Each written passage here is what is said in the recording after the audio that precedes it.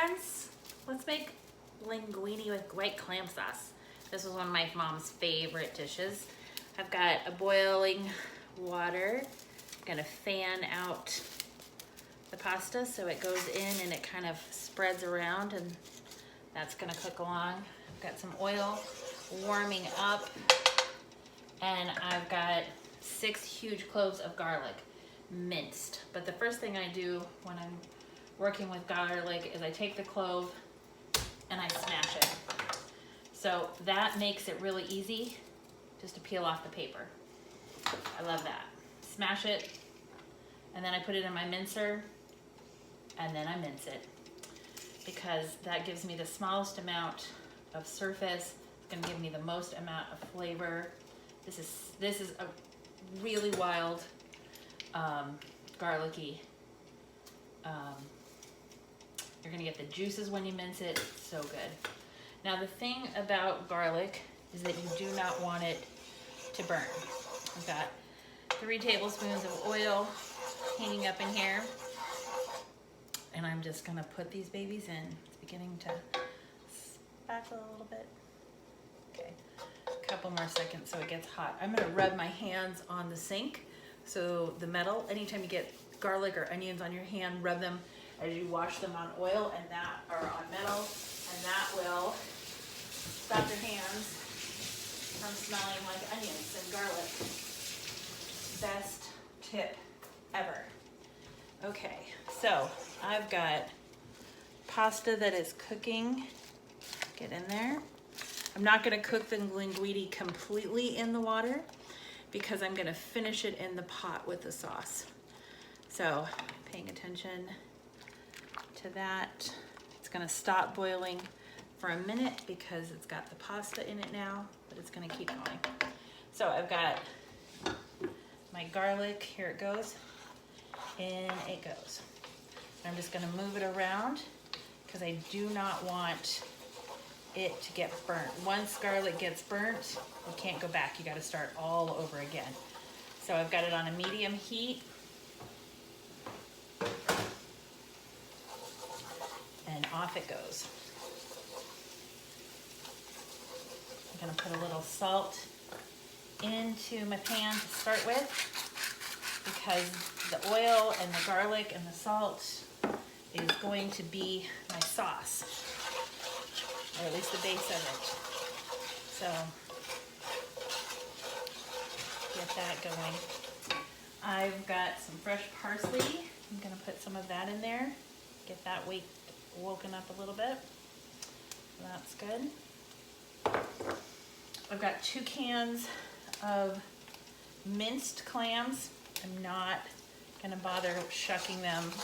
I'm looking for a fast, easy dinner, cheap also. So garlic and clams and clam juice, a little white wine, it's all good. As my garlic is cooking, I am going to get ready my topping. One of the great controversies of Italian food and of seafood is, can you put cheese on it? If you don't want to put cheese, I'm not morally opposed to it, but I'm also French and not Italian. So what you can do is you can put panko in a pan with a little olive oil and toast it. And that's gonna give you a little top crunchiness. I'm gonna put some parsley in that as well, maybe a little bit more panko. But I'm gonna heat that up, and that's gonna get a nice little toasty kind of nuttiness to it that's really gonna mimic Parmesan cheese. So if you ever don't have Parmesan or Reggiano, but you want to have a topping for a pasta dish, that's what you're gonna do. So in here, my garlic is going. I'm gonna add the juice of both of the clams. I've separated it out so that the clams don't overcook. If I put them in now, they would overcook. So what I want to do now is I want to get the oil, the garlic, the salt, the parsley, and the clam juice to come up to a boil. And that's going to be really the base of my sauce. Once it's boiling, I'm going to add a little white wine and some crushed peppers. Actually, I'm going to let the crushed peppers go in now and start getting infused. So that's going to give it a little bit of a bite. That's going to be great. So that's good. Not forgetting to watch our pasta. We are at 3-minute mark. How's that coming? Oh, actually it's moving. It is moving. That's good. Let's take one out and see. No, I didn't expect it to be done. I expected it to be a little bit further along than that. Okay, we're starting to see a boil over here. So that's good. I'm putting in white wine, but if you wanted to use lemon juice as your acid, that's totally legit too.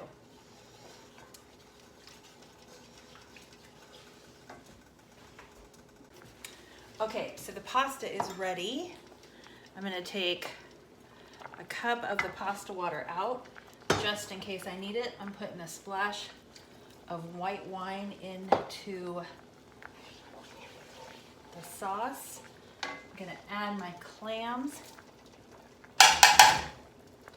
both of them, let them get in there and get some cooking going. The other thing I'm gonna do is I'm gonna do some garlic bread as well. But first I gotta get the clams warmed up, and I've gotta get the pasta into the pan. So let's get that going. Gonna drain the pasta. If you're going to drain pasta, you must put the strainer in the sink. That's right. Check in with me for more handy cooking tips. Lord have mercy. There's a reason why we're having easy peasy pasta for dinner. It's been a long week. Longest, shortest week ever. Okay, so we got that. That's great. So I'm just gonna let the pasta and the sauce and the clams come up together. Get them cooking, let that go. I don't think I'm gonna need the water from the pasta. And I've got my panko in the back cooking as well. So that's good. Actually, I'm gonna put that over here on the front burner. Do you have a favorite burner? Do you? These are the things I wonder about you. Okay, the pasta and the sauce is coming back up.